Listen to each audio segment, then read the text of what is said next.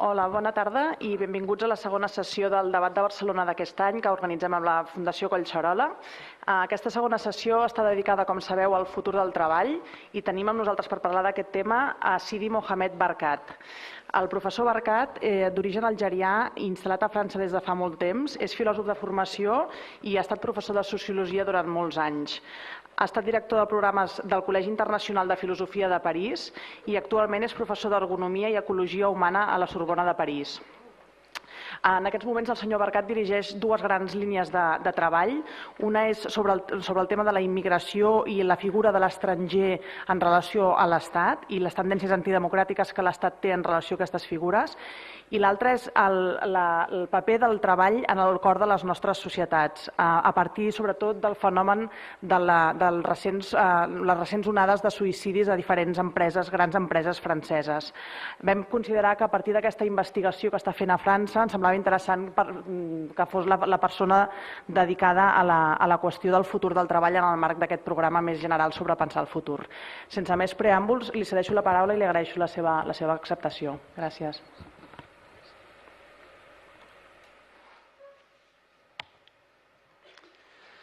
Merci. Moltes gràcies.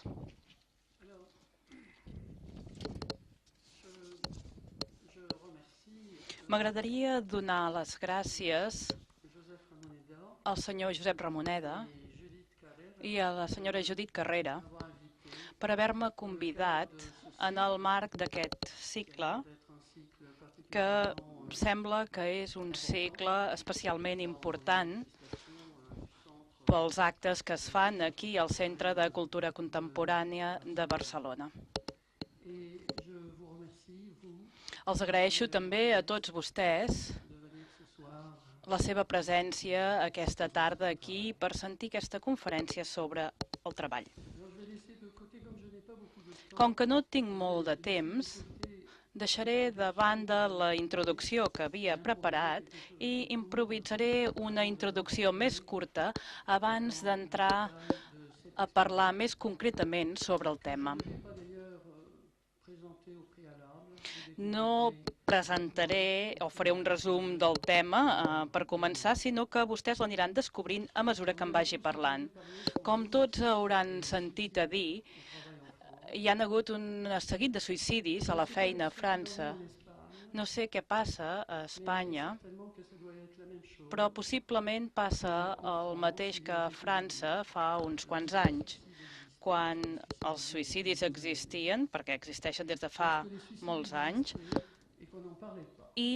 però no se'n parlava. Hem hagut d'esperar uns 10 anys abans de començar a parlar d'aquests suïcidis a la feina. Què és i per quina porta podem començar a parlar sobre aquest tema?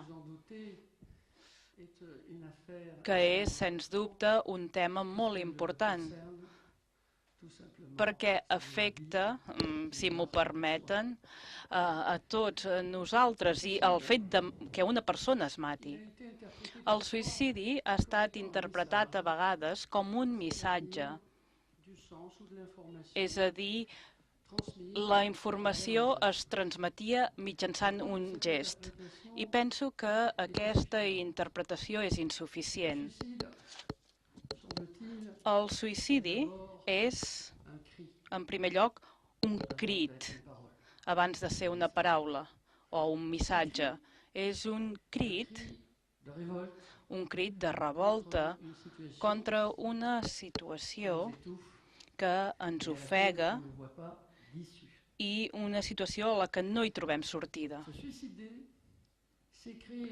Suïcidar-se és crear una obertura en una situació que ens ofega per tal de poder respirar. La paradoxa és que justament per respirar ens matem. El segon element que m'agradaria presentar aquesta tarda aquí amb vostès és que si el suïcidi no és un missatge, és, per contra, una crida. Suïcidar-se ens crida i ens crida potser per veure el que hi havia davant nostre i que no aconseguíem veure.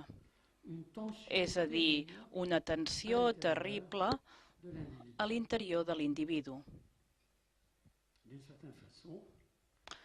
En certa manera, podríem dir que el suïcidi o suïcidar-se indica que la feina que normalment ens hauria d'ajudar a viure, que la feina que és un moment de l'existència, un moment molt intens, es transforma per una organització de la feina, es transforma en una cosa que destrueix l'existència.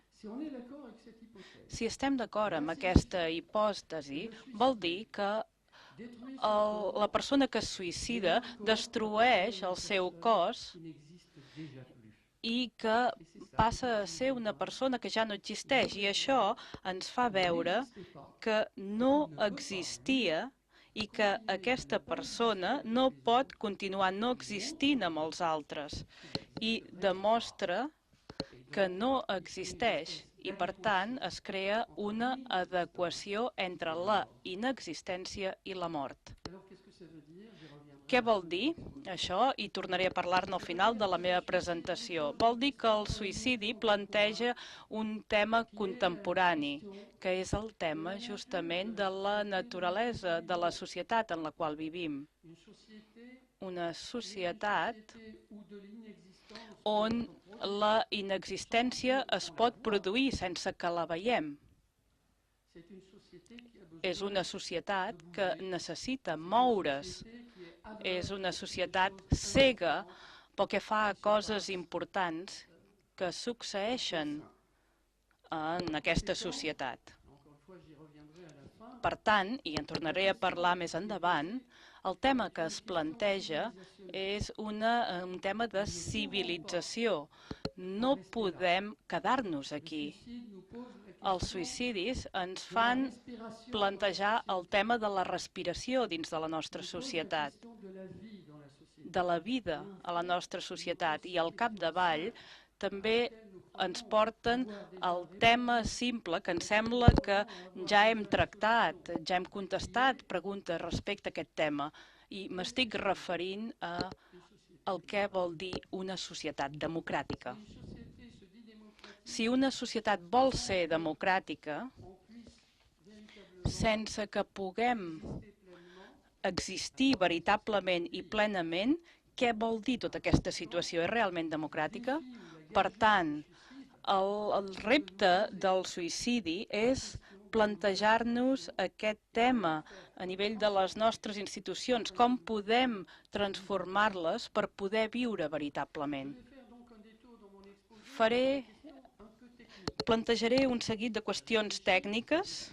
He reflexionat, m'he preguntat si havia de deixar de banda aquestes qüestions tècniques perquè estic davant d'una audiència molt àmplia, però finalment he decidit parlar d'aquests temes tècnics perquè si mirem les coses, el tema, des de diferents angles, m'he adonat que si deixava de banda aquests temes tècnics faria un discurs general sobre el que és la feina avui a la nostra societat i, per tant, no podria anunciar, plantejar una línia, un horitzó sobre el que seria el futur de la feina. Per tant, perdonin-me una vegada més si el tema és àrid, com que no durarà més de 40 minuts, seran potser 20 minuts de suplici d'aquests 40 de sacrifici, però bé, aquest és el preu que s'ha de pagar i després podrem parlar sobre aquests punts durant el debat. Ens hem de plantejar el tema de la feina d'entrada en els termes que representen el seu aspecte, la seva vessant més aguda. I aquests termes són bàsicament els termes de la refundació. La relació de treball que s'ha imposat progressivament a França des de fa 20 o 30 anys és, sobretot, l'efecte d'una transformació estructural. La feina o l'organització de la feina que existeix a França des de fa 20 o 30 anys no és la mateixa que existia abans, abans de fa 20 o 30 anys. Encara que el sistema no hagi canviat, encara que nosaltres continuem mantenint aquesta relació entre capital i treball, la modalitat d'organització de la feina ha canviat radicalment. Dit d'una altra manera, a l'univers del treball les coses han canviat completament, sobretot en alguns sectors i sobretot a les grans empreses com France Telecom, Renault i altres empreses que hi pot haver a França. Per tant, el tema del canvi ha expressat una nova representació del món i s'ha convertit aquest tema del canvi en la línia d'una gran part on el tema del que parla una gran part de la classe política, que n'ha fet un dels elements essencials de determinació de la seva identitat. La gran diferència entre l'esquerra i la dreta va començar a desaparèixer, es van perdre de vista i aquesta diferenciació es va concretar en els que estan a favor del canvi i els que no estan a favor del canvi i que considerem arcaics. Per tant, aquest tema del canvi que es presenta sota noms diferents, algunes d'aquestes denominacions han tingut èxit políticament, com per exemple modernització o ruptura. El tema de la ruptura ha estat un tema formidable, que ha arribat fins a les esferes més altes de l'Estat. I tots aquells que l'han defensat també hi han arribat. Per tant, hi ha una crida al canvi que volia condensar les aspiracions manifestades sobretot a finals dels anys 60, recordin el maig del 68 a França. El tema principal era el del canvi i a l'interior del canvi hi havia aquest tema de la feina i l'eslògan que tots coneixen i que els recordo: no perdem la nostra vida per guanyar-la. La crida al canvi, que està guiada aparentment per aquesta idea d'emancipació, adquireix el seu sentit quan ho considerem en relació amb les paraules que es fan servir en la gestió o en l'ordre empresarial. I quines són aquestes paraules? Rendiment, competència, polivalència, mobilitat, avaluació, etcètera, etcètera. Totes aquestes paraules ens remeten, com ho veurem més endavant si tenim temps, ens remeten a la necessitat d'entrar en una època marcada en primer lloc i sobretot pel moviment. Marcada pel moviment i també per tot el que s'hi relacionaria, és a dir, el dinamisme, l'obertura, l'autonomia, el culte a la joventut i al cos, els reptes, el fet d'arriscar-se, la velocitat, l'ambició, l'èxit, l'imatge d'un mateix, tots els atributs al capdavall d'un guanyador i no d'un perdedor. Veurem aquest binomi sempre. Estem en una època que afavoreix els guanyadors i els joves s'han d'identificar amb aquests guanyadors i amb el concepte de guanyar. La noció d'ocupabilitat, que és una noció molt important. Per tant, en el centre d'aquest discurs empresarial perdria el seu significat si no hi hagués aquesta referència, aquesta constel·lació terminològica que acabo d'esmentar, que és la seva base. Ningú es pot vendre actualment si no es ven com algú jove, si té un aspecte jove, si aquesta persona no és dinàmica, si no té una imatge de si mateix positiva i moltes altres coses. Per tant, no només els capitals, els béns, les empreses, sinó també els treballadors s'han de moure en un món on la guerra econòmica, ens diu, destrueix les organitzacions que no se saben renovar. Per tant, el que acabo de dir respecte a l'ocupabilitat, si això ho tenim ben present, això és una forma de mobilització, perquè això està relacionat amb la guerra. Si tot això és el que té prioritat, és perquè considerem que la competència acarnissada que hi ha a la nostra petita terra ens obliga o ens obligaria a fer-ho d'aquesta manera, actuar d'aquesta manera i no d'una altra. No es tracta d'una senzilla invitació a moure's, sinó d'una mena d'imperatiu el que no s'espera que només ens submetem, no ens demanen només que estiguem a favor de l'autonomia, d'una imatge d'un mateix, etc. No es tracta només d'això. Ens demanen que ens adherim, que ens enganxem, que creiem. Absolutament en totes aquestes categories esmentades. La referència a la guerra suposa, com hem dit, una mobilització de tots els instants i no ens podem mobilitzar si no hi ha una creença. La gestió és una forma de religió. Jo no dic que estigui bé o que estigui malament, jo els presento els fets. El discurs empresarial de la gestió no és un catàleg lèxic ordinari. Jo sóc creient catòlic i si parlo del Pare, del Fill i de l'Esperit Sant no són només paraules. Això té una força, té un poder. Doncs bé, les paraules del món empresarial són paraules que tenen una força i nosaltres hem d'adherir-nos a aquesta força d'aquestes paraules.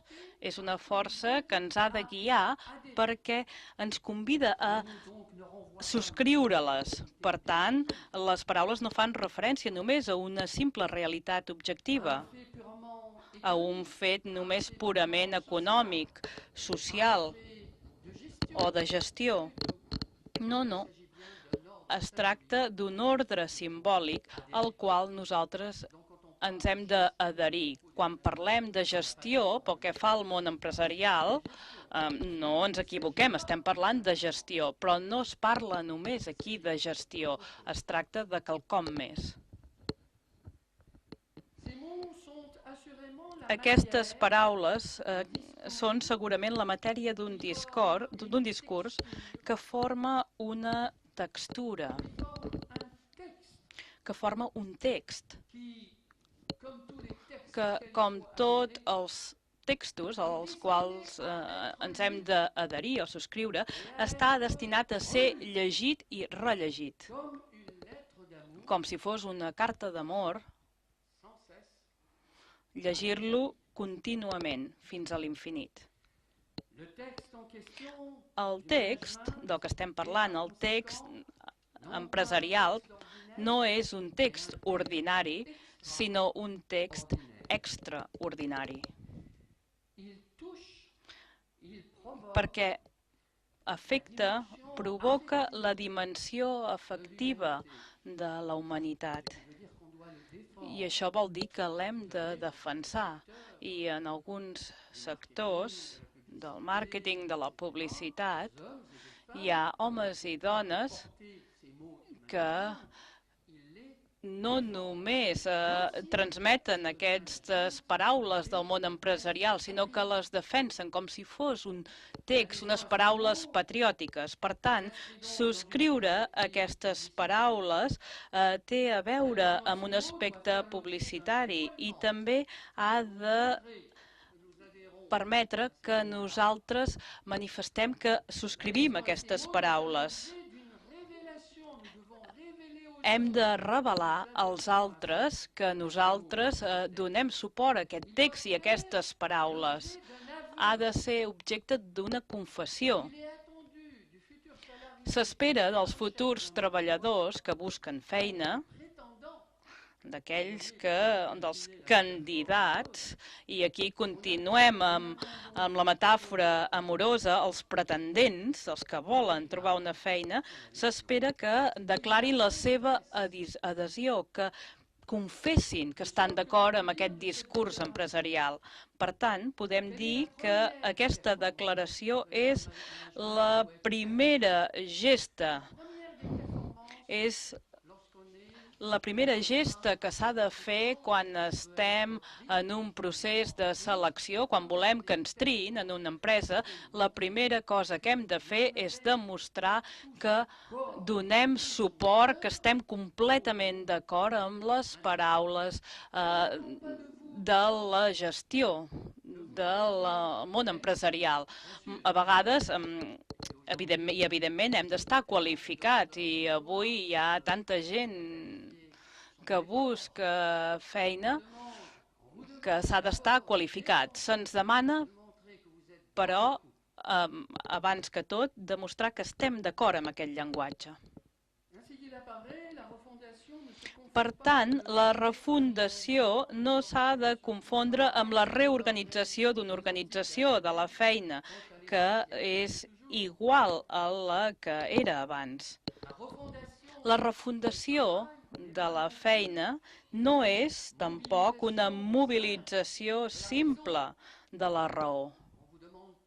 No ens demanen només que subscrivim les paraules de la gestió de manera raonable. La refundació és, en primer lloc, una manera, i això és un punt important, i m'agradaria que estessin atents a aquest punt, sisplau, és una manera de sol·licitar, com mai s'havia fet abans, el compromís subjectiu dels homes i de les dones. Un compromís subjectiu a favor de la gestió. L'objectiu que es persegueix és lligar, relacionar els homes i les dones amb les paraules, amb el discurs, amb el text empresarial de gestió. I si es vol aconseguir fent dependre l'existència mateixa de l'eficàcia d'aquestes paraules, d'aquest discurs i d'aquest text. Això és el que ens diuen. Si no subscriuen aquest discurs, nosaltres, dirigents, no ho aconseguirem. I vosaltres tampoc no ho aconseguireu, perquè no podeu existir sense les empreses que existeixen i que us donen l'oportunitat de viure, no materialment, sinó simbòlicament, és a dir, realitzar-vos dins del món de la feina. La nova configuració de la feina, en la qual el compromís subjectiu té un lloc considerable, s'estableix necessàriament contra l'antiga configuració, la configuració precedent. No ens convertim en uns enamorats del nou text si no hi ha una infidelitat respecte als textos antics. La nova configuració es presenta com una configuració més adaptada a la situació contemporània. La nova configuració de la feina s'adapta més als principis de la societat moderna i a les seves aspiracions. Però, sobretot, la nova configuració, la nova organització del treball es presenta com una perspectiva emancipadora de l'home, que ofereix la possibilitat de dur a terme l'existència dins del món de la feina, mentre que la configuració precedent, la del taylorisme, fordisme, relacionava la realització d'un mateix, relacionava fora de la feina, sobretot a través del consum, perquè estem en una societat de consum. La feina es veia com una mena de sacrifici. Comprometíem una part de nosaltres mateixos per viure després de la feina. avui en dia, des de fa uns 20 o 30 anys, ens diuen no han d'esperar al final de la feina o la pausa o al final del dia, no han d'esperar al final de la setmana o les vacances per existir realment, sinó que el que se'ns diu ara, i veurem si això és cert o no és cert, ens diuen es realitzaran, existiran en la feina. I com que existiran a la feina, també existiran fora de la feina. Penso que no podré arribar fins al final del text que havia previst. Una obertura com aquesta va seguida d'una crida a la mobilització de les forces humanes en sintonia amb la nova concepció del món, en una mena de superació dels antics antagonismes. Saben que a França els antagonismes socials són especialment virulents i ho són actualment. Ens diuen, per tant, que aquesta obertura va acompanyada de tot això en una mena de superació dels antagonismes, de les oposicions que existien entre la patronal i els sindicats. Aquestes oposicions es consideren com obsolets i arcaics, ja sigui veritat o no. L'enamorat del nou ordre econòmic, social i polític, per tant, no podria comprometre's amb l'antiga mentalitat. Per tant, hi ha una necessitat de la joventut, dels joves. Tampoc es podria comprometre amb l'antiga mentalitat relacionada amb la idea de la creació de les condicions d'una realització d'un mateix que havia de seguir una lògica de confrontació i de reivindicació. S'ha dit que ja no es volia tot això. Però creieu que només s'hagi dit això? No. Les paraules de l'empresa que els treballadors reben els comprometen a fer un esforç sobre ells mateixos. Aquest esforç els ha de dur no només a deixar aquest esperit guerrer contra la direcció de l'empresa, sinó que també han de fer un esforç i reorientar aquest esperit guerrer que tenien, l'han de transformar, l'han de reorientar i han de fer-ne una exigència envers ells mateixos pel que fa als objectius que s'han d'assolir al lloc de feina. Aquest punt també és important i aquí no estic criticant la gestió empresarial, estic fent una descripció i vosaltres podreu després treure'n les conseqüències. Naturalment, jo estic donant la meva opinió i mostro com funciona. Abans es parlava de conflictes socials i s'ha considerat que eren conflictes inadequats i obsolets, que no tenien raó de ser en el nostre món contemporani, però no s'han considerat només d'aquesta manera. No s'ha dit a la gent, ara descanseu, s'ha dit a la gent la força que dedicàveu, que desplegàveu, aquesta força que teníeu per lluitar, s'ha de transformar, s'ha de fer una energia en la relació amb vosaltres mateixos. I en aquesta relació amb vosaltres mateixos, en aquest compromís de què parlava abans, que és un compromís molt fort a la feina. Per tant, no cal abandonar l'energia, s'ha de reciclar aquesta energia i s'ha d'utilitzar a la feina. Ara, potser faig aquí obro un parèntesis i és un punt, una cosa que he deixat a la introducció perquè estic una mica cansat.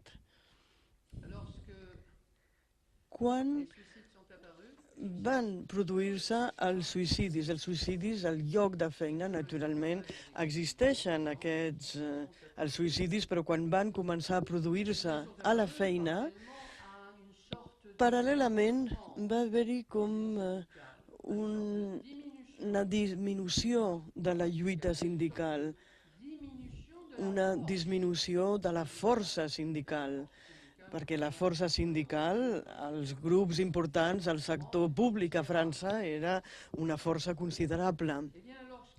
I quan va haver-hi una reducció dels conflictes, alguns polítics es van fregar les mans i va dir això és perfecte, ara la gent, quan faci vaga, ni ens adonarem.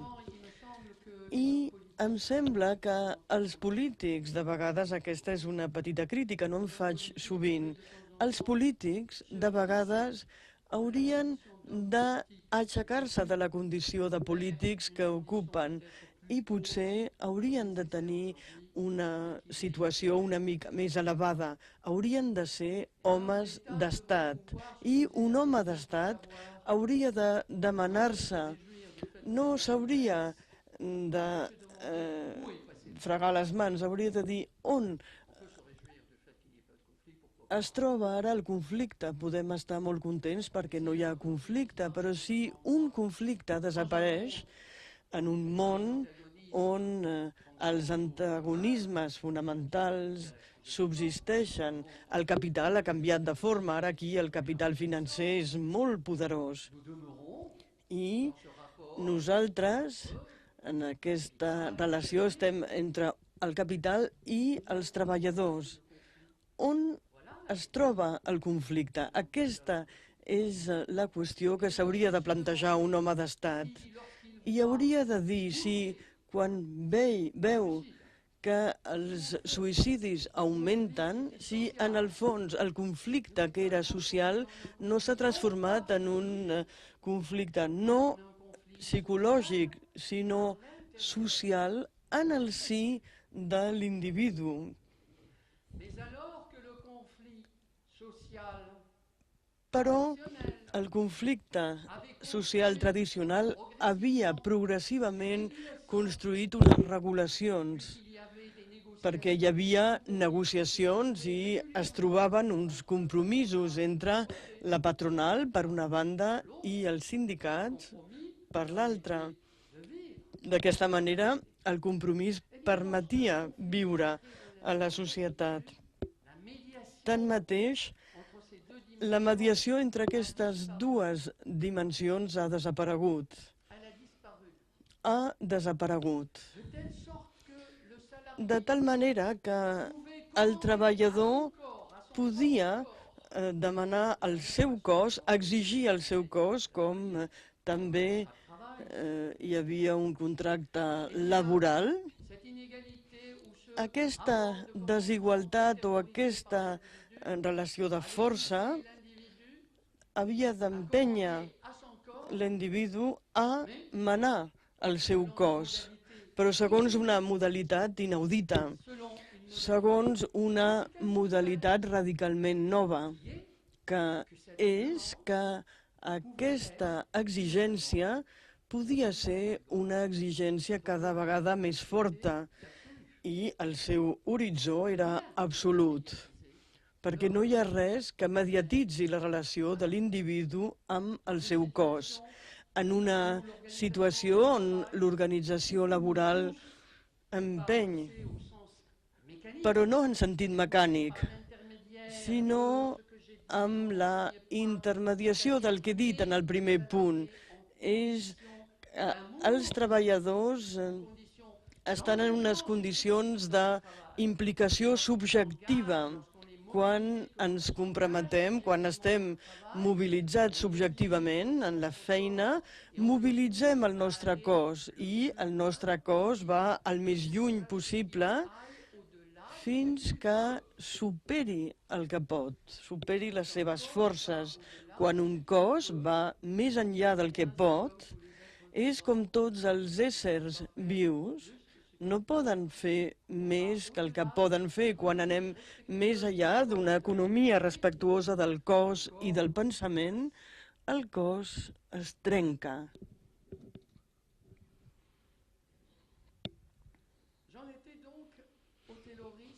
Estava parlant abans del taylorisme-fordisme i us deia que en aquest taylorisme-fordisme l'existència es feia fora de la feina. Torno a aquest tema. Quina és la modalitat de la realització de l'existència i que la nova organització de la feina contradiu, perquè ara la nova organització ens diu que hem d'existir dins la feina i no només després de la feina. En el taylorisme, i això és molt important, té a veure amb l'ergonomia. La feina està sotmesa a una divisió molt raonada dels gestos, a una divisió que podem qualificar com científica. Això vol dir que recórrer al pensament, a la feina, és una cosa prohibida en el marc del taylorisme. Recórrer al pensament és una cosa prohibida, han d'executar i els que pensen estan allà per pensar i no són els mateixos, perquè el pensament es reservava als enginyers, etc., els que dissenyaven els mètodes i els procediments. I, per tant, hi havia aquest supòsit. En aquest tipus d'organització dona lloc a una oposició essencial entre el que depèn de la submissió a la prescripció relacionada amb la divisió de la feina. El treballador està per sotmetre's a la prescripció, a l'ordre que se li dona de manera més fàcil, de manera més senzilla, obeeix. I, per tant, en aquest tipus d'organització sorgeix una oposició essencial entre el que depèn de la submissió a les ordres i que té a veure amb la tasca. Per fer una tasca hi ha ordres. I hi ha una posició entre tot això i el que depèn de la creativitat, induïda per la confrontació amb allò que és real i que té a veure amb l'activitat. Tenim, per una banda, la tasca i per fer la tasca obeïm ordres i, per altra banda, estem en la feina, ens confrontem a la realitat. Hi ha panes, hi ha diferents esdeveniments, diferents coses. I el pensament s'havia exclòs, perquè els que executen no havien de pensar, només havien d'obeir. I els que executen, per fer la seva feina, també han de pensar, perquè una pana, una cosa imprevista, només es pot tractar si pensem, i si tothom només obeeix a les ordres, no hi hagués hagut feina, perquè tot s'hagués aturat. Això és una qüestió d'ergonomia fonamental. Jo m'ocupo més de filosofia, però és important saber que hi ha aquests dos aspectes. Hi ha l'aspecte de la tasca, de l'obediència a la prescripció, i després hi ha l'aspecte de la creativitat, i les dues coses sempre estan en tensió.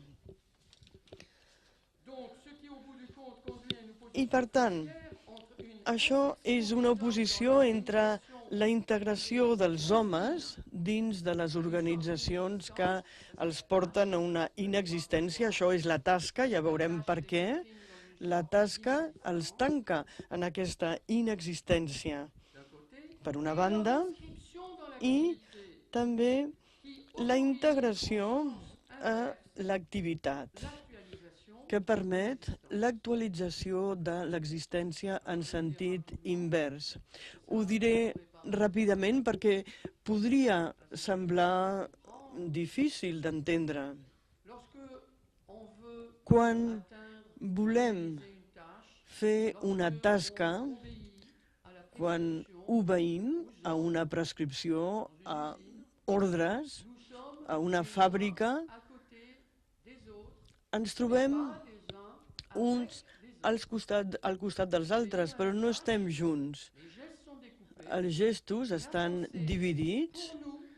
Algú ha pensat quins eren els gestos que havíem de fer i cadascú ho fa sense que hi hagi un lligam, una relació amb els altres.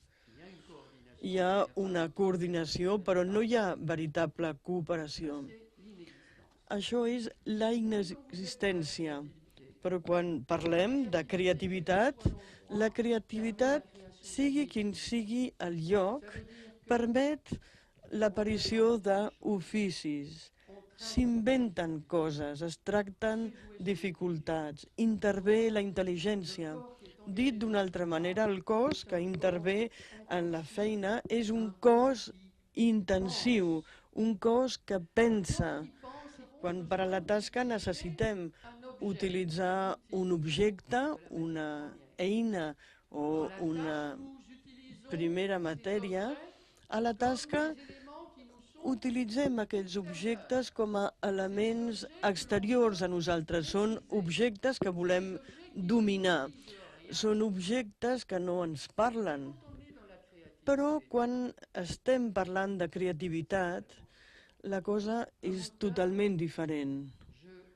Un motor el puc sentir, el sento, i tinc una relació amb el motor que és gairebé física. Jo sé quan el motor s'aturarà, sé quan la màquina es trencarà. Sé també que el motor està en bon estat en un moment determinat. Dit d'una altra manera, no estic davant de la màquina com un ésser estranger a la màquina que la vol dominar. No. De la mateixa manera que estic amb els altres, estic prop de la màquina.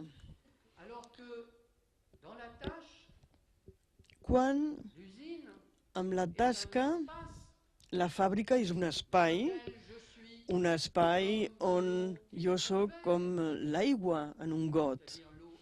És a dir, l'aigua és aliena al got, és un espai neutre, un espai que no em diu res. Direm un espai cartesià. Quan hi ha creativitat, hi ha les relacions d'uns amb altres i d'uns i d'altres al costat a tocar de les coses. Són uns arranjaments entre homes, entre ells i entre els homes i les coses. I tot això transforma l'espai en un entorn on jo em trobo. I la fàbrica, com a espai neutre, no em convida a anar a treballar. Jo em resisteixo a anar a treballar quan la fàbrica és un espai neutre, però quan esdevé un entorn on jo em trobo, tinc pressa per anar-hi. Ja heu entès que la realitat del taylorisme és que és una tensió entre les dues coses. I de vegades tinc pressa per anar a treballar, per veure els meus companys i la meva màquina, que m'estimo molt, i de vegades no tinc ganes d'anar-hi, perquè les relacions són tan difícils que són alienes a mi. I quan estic amb els altres i davant d'una màquina aliena, en un espai, no existeixo. Això és el que vol dir no existir. En canvi, quan estic amb els altres, quan estic prop de la màquina, quan em trobo en un entorn, existeixo. Necessitava dir-ho perquè abans he parlat de la noció d'existència sobre el suïcidi i aquesta noció no hagués tingut sentit.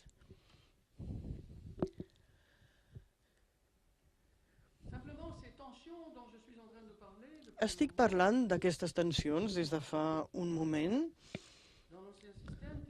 en l'antic sistema del taylorisme-fordisme no es tracten com a tals.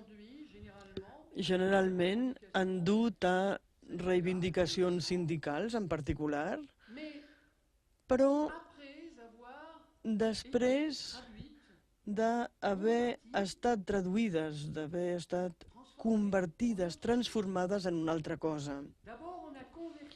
Primer es va transformar totes aquestes tensions en problemes sobre les condicions laborals. És una altra cosa, el que acabo de dir sobre la tasca i la creativitat és l'organització de la feina. Les condicions laborals hi ha pols, fa fred, fa calor. Això són les condicions laborals. I, per tant, hem insistit en les condicions laborals i no dic que això estigui malament perquè també les coses havien de millorar i la salut de les persones que treballen s'havia de conservar. I s'ha deixat una mica de banda la qüestió de la feina, però sobretot s'ha fet d'aquesta qüestió un tema de temps laboral. Els sindicats han fet negociacions perquè el temps laboral disminuís. I no estic dient que això no estigui bé, al contrari, està molt bé. Però s'ha deixat de banda la qüestió del que succeeix veritablement a l'organització de la feina. I per fi també la gent va reivindicar salaris, augments salarials, però en aquest cas també s'ha transformat tota aquesta qüestió en una altra cosa. El paradigma taylorià que fonamenta la concepció de la societat associat a l'organització científica de la feina ens explica el sentit d'una època. Aquella època tenia sentit. Potser la gent tenia moltes dificultats, però l'època tenia un sentit, perquè la gent se sacrificava al lloc de feina i tancava els ulls sobre la tensió entre la tasca i la creativitat, perquè d'aquesta manera es pensava que la gent existia fora de la feina. La gent es comprava un cotxet, una nevera, la gent anava al cine, tenia les seves vacances. Els fills es casaven i es tenia una idea del progrés, hi havia un horitzó per a les futures generacions, la gent tenia fills i nets, i això és el que seran més tard, quan siguin grans. Això era la vida. La gent se sacrificava i esperava viure fora de la feina. I la filiació semblava estar garantida. Per tant, en aquesta configuració que tenia sentit, repeteixo, i veieu que dic que amb les empreses, amb la teoria de les empreses, les coses canvien. Però la realitat no és binària, no es pot dir aquí hi ha sentit, allà no hi ha sentit. Hi havia sentit i després s'entra en una configuració molt més complexa. El treball és concebut com un sacrifici per aconseguir un sou i el sou era concebut com una reserva sagrada que permetia constituir amb altres i fora de la feina una comunitat. Permetia aquest sou entrar en un món i permetia viure en un lloc. Després tornaré perquè això no és l'objectiu d'aquesta xerrada. El sou permetia entrar fora de la fàbrica dins d'una comunitat. No era una comunitat de feina, era una comunitat nacional, un món determinat per una cultura de pertinença i un lloc que és el país. La gent se sentia a casa seva perquè veien que el país era construït per la gent que treballava i la gent s'identificava a un país, a una cultura i a una nació amb tots els problemes que coneixeu en la constitució d'una comunitat, d'un món i d'un lloc. Això es fa respecte d'altres comunitats, d'altres mons i d'altres llocs.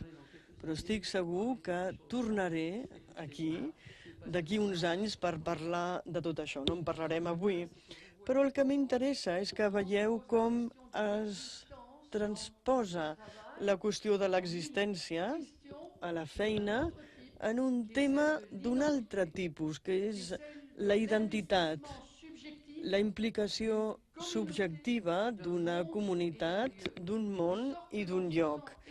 I d'aquesta manera podem pensar que existim fora de la feina, sinó únicament per un fenomen de pertinença a un conjunt de població, de cultura o de lloc.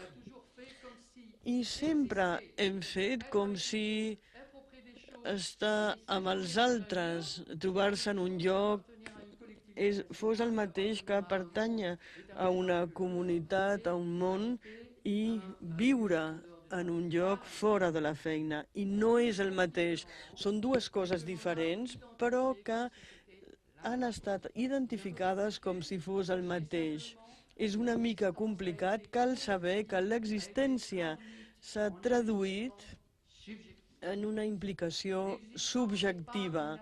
L'existència no és l'objecte del desig. L'existència és una relació consistent amb els altres. La implicació subjectiva és una relació, diria, irracional, perquè és una implicació subjectiva. El país és un objecte del desig, la cultura i la comunitat és un objecte del desig. Ja veureu per què he insistit, perquè tot això ho veurem a les empreses i a la teoria empresarial. No sé si tindré temps de desenvolupar tots aquests temes. Podem veure que quan l'existència desapareix fora de la feina, canvia d'aspecte.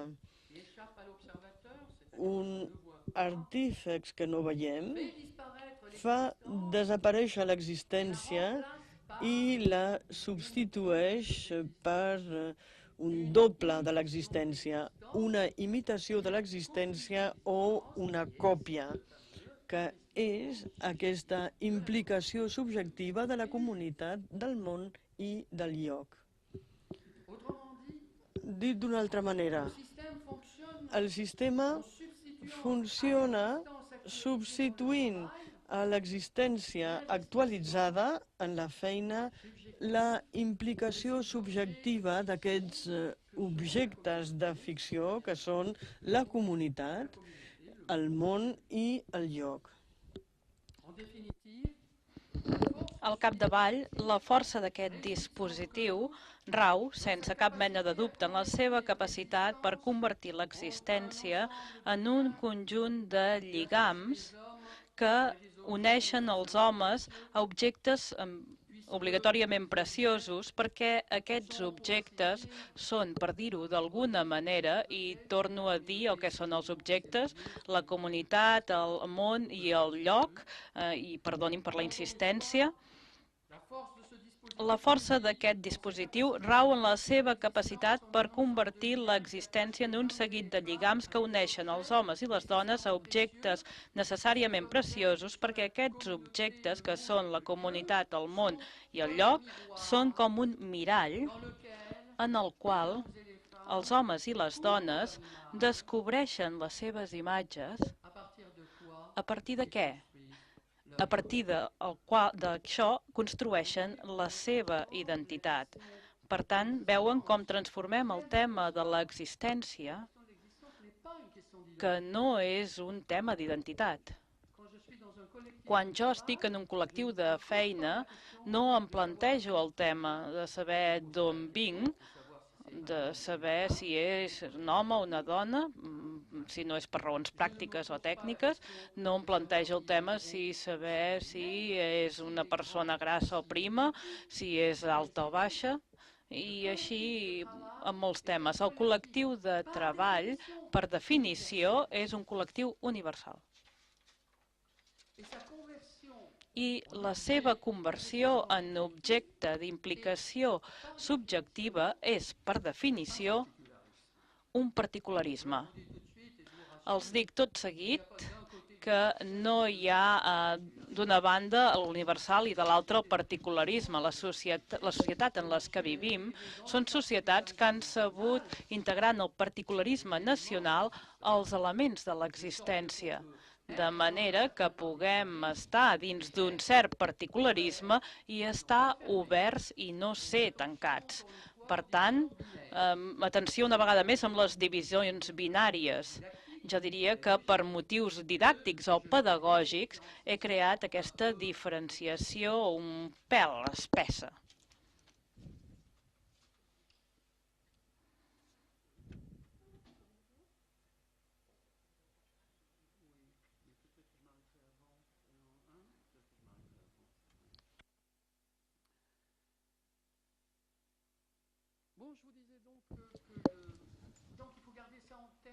Cal tenir ben present aquests temes de conversió, d'implicació subjectiva que es fa a l'exterior, que l'existència es desenvolupa en el treball. Cal tenir ben present això perquè ho necessitarem més endavant. Parlaré durant 15 o 20 minuts més, perquè penso que potser seria massa. Potser també durant el debat podré parlar sobre aspectes que no esmentaré durant la meva presentació. Els havia dit que la gestió, la teoria empresarial era una cosa diferent, que els deia no existirem després, sinó que existirem durant el temps de la feina, no després. I hem fet referència a la noció d'autonomia. Això vol dir, primerament, que els lligams antics són obsolets, el que acabo de descriure. La referència a l'autonomia significa l'aparició de noves divisions en aquest llenguatge empresarial. Aquestes divisions que es basen en una avaluació més pertinent i més justa de les capacitats. De manera que l'horitzó ja no sembla que estigui tancat per uns i obert pels altres, segons la seva pertinença a categories definides o per identitats professionals, socials o d'altre tipus. Ens diuen, no, tot això s'ha acabat. Un tècnic que fa només una feina tècnica, no volem això. Nosaltres volem un tècnic que sigui capaç de ser comercial també. I així successivament. Per tant, això significa una obertura. Es llogarà a la gent que tingui disposició, que no només pugui fer una feina, sinó que pugui canviar de tasca, que tingui aquesta capacitat de canvi. L'obertura és una cosa universal i tothom es podria beneficiar d'aquesta obertura sempre i quan l'empresa hagi certificat que aquesta persona té les competències necessàries. Per tant,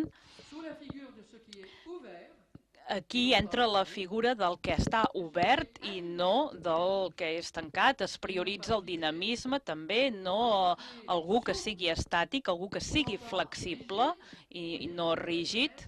Per això es dona molta importància a la joventut, a la sang fresca, si m'ho permeten.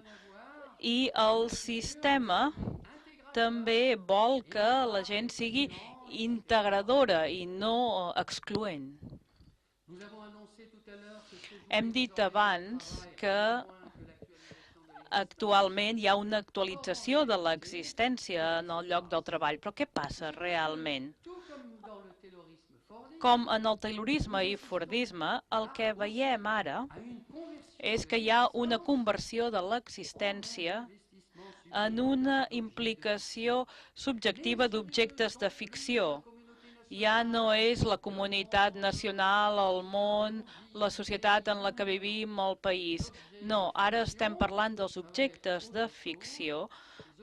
Aquests objectes seran la col·lectivitat de l'empresa, el món de l'empresa i l'empresa com a lloc.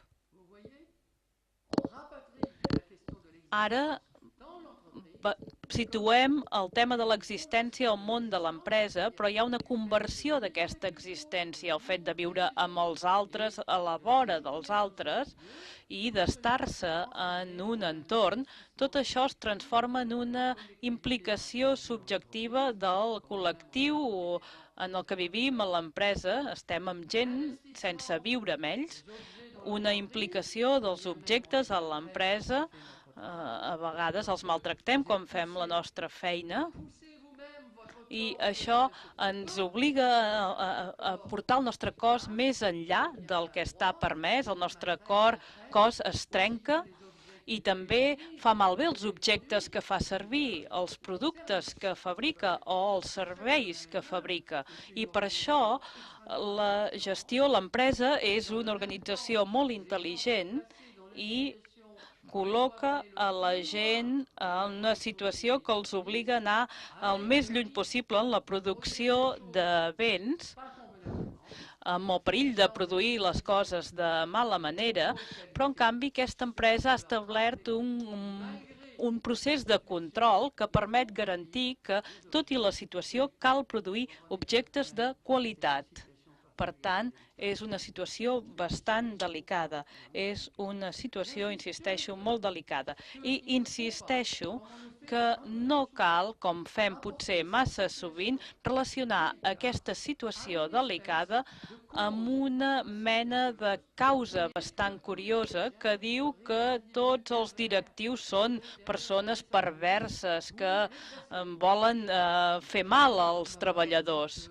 Jo prefereixo dir que estem en una organització que col·loca els directius i els treballadors en una situació en la que es veuen obligats a dur el seu cos al màxim de lluny possible amb els estralls que això pot provocar al seu cos. Almenys això és el que passa a França. L'organització del treball per això va més enllà, perquè més enllà de l'anunci del principi d'autonomia dels treballadors es construeix una mena de mecanisme destacable que donarà al compromís a la feina, de la que parlava fa poc, un impuls que no s'havia conegut fins ara. I això és la modernitat de la feina, és col·locar la gent que demanin al seu cos d'anar al màxim de lluny possible per augmentar la productivitat. I aquí hi ha un augment de la productivitat molt important i els podria donar xifres. Això és realment el quid de la qüestió, fer un màxim amb un mínim possible. Quan parlem de l'obertura com a principi, proposem a tots aquells a través de l'avaluació hagin pogut implicar-se en el món del treball. Els demanem a totes aquestes persones que prenguin possessió de l'empresa, que siguin membres de la comunitat empresarial i del lloc de l'empresa. I els demanem que siguin aquests membres, però els camins per arribar-hi, el camí per ser membre de l'empresa, un veritable membre, el camí per implicar-se subjectivament a l'empresa, aquest camí està dissenyat de tal manera que no es pot arribar mai al final. I aquí arribo al final de la meva presentació, no s'arriba mai al final. Què vol dir? Doncs que hi ha dispositius especials. On els veiem? Els veiem en l'avaluació, els veiem també en la polivalència, és a dir, la gent ja no fa la mateixa feina, sinó que han de fer-ne diverses tasques. També podem veure-ho a la mobilitat, perquè no ens quedem al mateix lloc. més de 3 anys, per exemple, com a France Telecom. I també la reestructuració. Quan es reestructura, doncs es canvien les coses, es fa moure la gent, no tenen el mateix lloc de treball, no estan físicament al mateix lloc. Què vol dir això?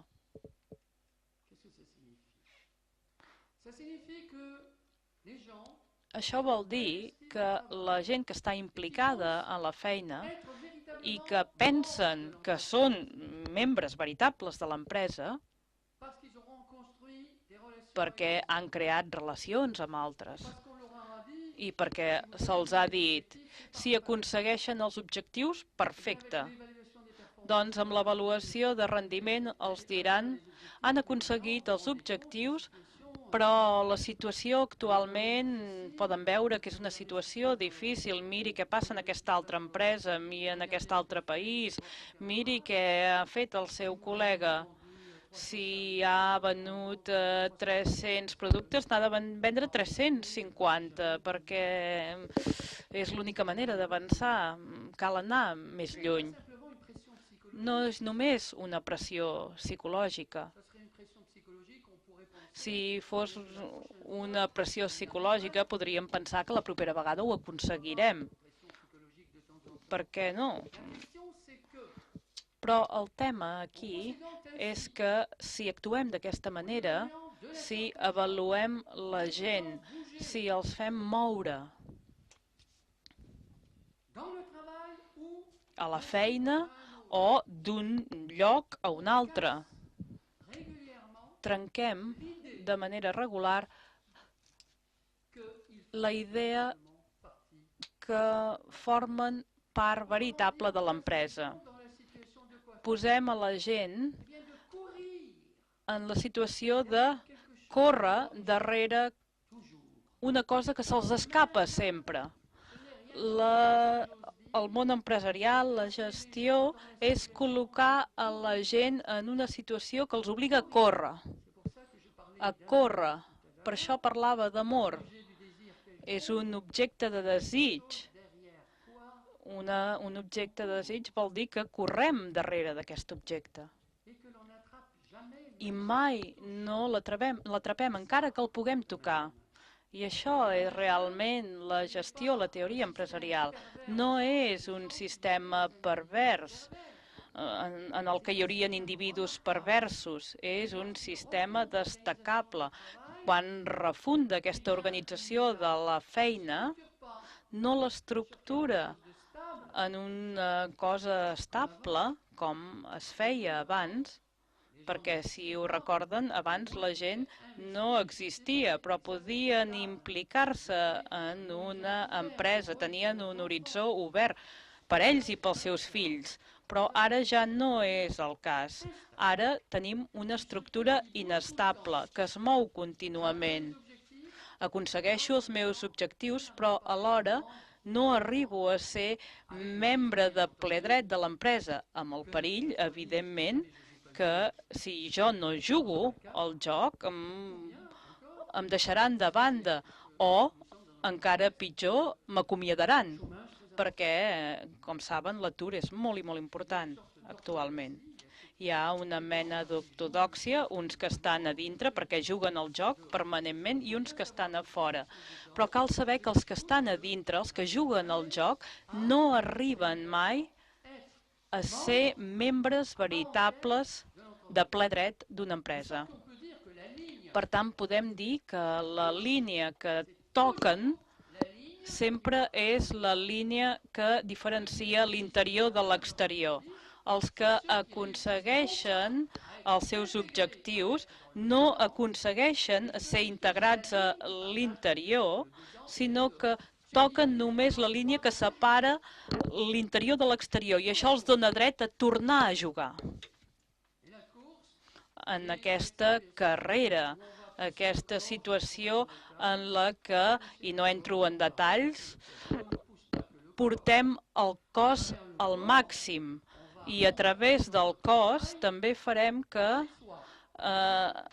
ens emportem la feina a casa. a fora del lloc de treball. Hi ha empreses que s'organitzen per donar material, ordinadors, telèfon als treballadors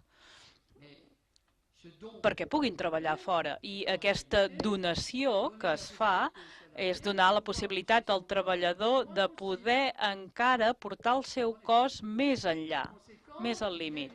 Per tant, hi ha una mena de mobilització fora de la feina. És a dir, abans es deia ens anem de vacances quan no estàvem a la feina. En canvi, ara es fa feina fora de l'horari laboral i això s'integra en la lògica del treball. Per tant, aquesta carrera és el que permet mantenir en el si de l'empresa moderna no una estabilitat. Ja no tenim una feina en la que estic feliç i segur, sinó que el que em permet continuar a la feina és aquesta carrera, el camí ferm, segur. Jo necessito un camí segur per poder caminar. Bé, aquest camí el que fa és que el meu cos continuï corrent, que ja és una dinàmica que fa córrer el meu cos. I si jo m'aturo, si deixo de córrer, aquest camí s'esfondrarà. I a vegades s'esfondra de totes maneres, encara que el cos no deixi de córrer, perquè s'hauran ultrapassat els límits i no podrà seguir aquesta cadència. Per tant, la situació en la qual ens trobem és una situació especialment difícil. M'agradaria afegir, i ho he dit a la primera part, això només és possible perquè el treballador, tot i sent un treballador, es transforma en una persona que dona feina al seu cos, a l'empresari del seu cos. Per tant, fins ara hi havia ordres que venien de fora i aquestes ordres que venen de fora continuen existint. Aquesta relació d'ordre ara és interioritzada per l'individu. L'individu dona ordres al seu propi cos i pot portar aquest cos més enllà. Però si ho pot fer és perquè aquest dispositiu de gestió l'obliga a córrer i ell corre per mantenir-se dret. I per mantenir-se dret necessita aguantar-se amb el seu cos, amb les conseqüències que ja he esmentat.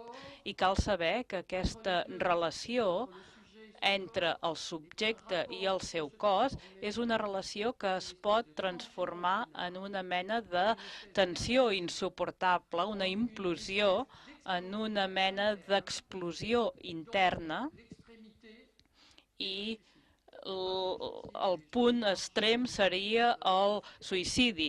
Altra gent es pren antidepressius, però el suïcidi seria aquí, la fase final.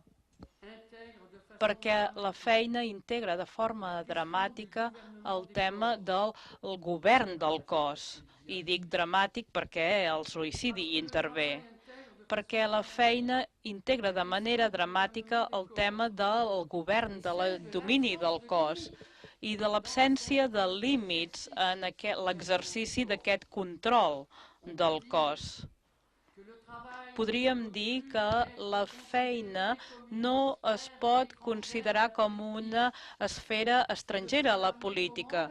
Si el treballador mana el seu cos, és que hi ha alguna cosa, algun aspecte polític que està dins de l'individu mateix i mana el seu cos sense límit, sense mediació. En el sistema antic, la negociació entre els agents socials permetia aquest equilibri, però dins del cos de l'individu fa que aquest individu pugui portar el seu cos fins a un extrem, fins a trencar-lo, i aquesta relació és una relació d'ordre polític. I això vol dir, per tant, que el tema de la democràcia també l'afecta. Vol dir que per existir cal respirar, i per respirar l'ordre no pot ser l'ordre d'un individu sobre el seu cos de manera despòtica. Cal que les ordres, el control sigui moderat. I és per això el motiu pel qual és una qüestió política que interpel·la la dimensió democràtica. Quin pot ser el futur del treball? Si no és l'actualització dins del treball d'una realitat democràtica que anul·li l'escàndol de l'exercici del poder sense fre. Moltes gràcies.